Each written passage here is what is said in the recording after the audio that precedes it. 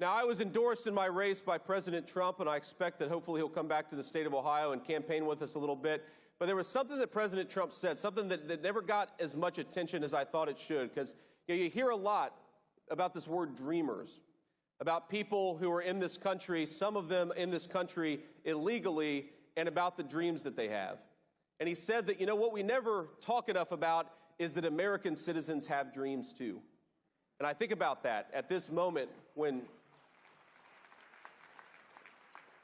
so many of our citizens, ladies and gentlemen, thanks to the policies of the Democrats and the Biden administration, thanks to the woke corporations who silence Americans and ship American jobs overseas, there are a lot of American citizens that are having their dreams challenged. And ladies and gentlemen, it is time that we here in this room fought for them, and that's exactly what we are going to do.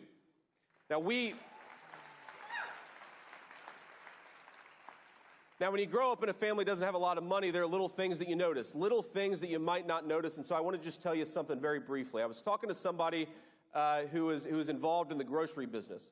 And he told me that one of the things that they're seeing right now is that people aren't buying hamburger and hot dog buns as much. They're buying a lot of white bread.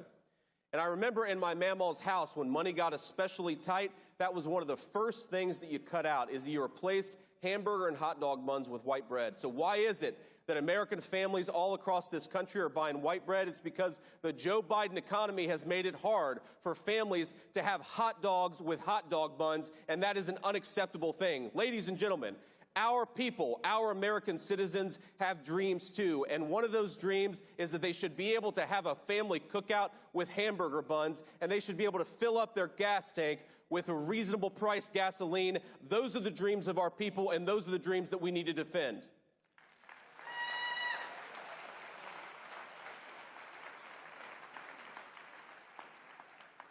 But they've got other dreams too. Our people dream of being able to send their children to school where they're taught that American history is something to be proud of and not something to be ashamed of.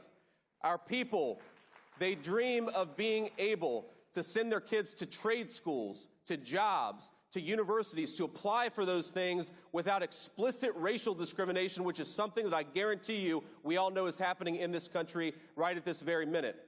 They dream of being able to go into the drugstore and buy pharmaceutical ingredients, antibiotics that were not manufactured by America's biggest enemy, the Communist Chinese Party.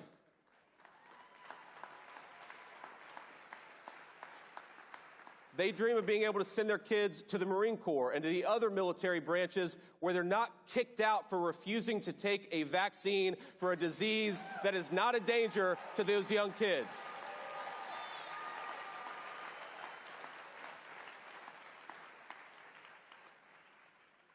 They dream of a country where the Attorney General puts the people in jail who burn down American cities, not the people who are protesting peacefully at their kids' school.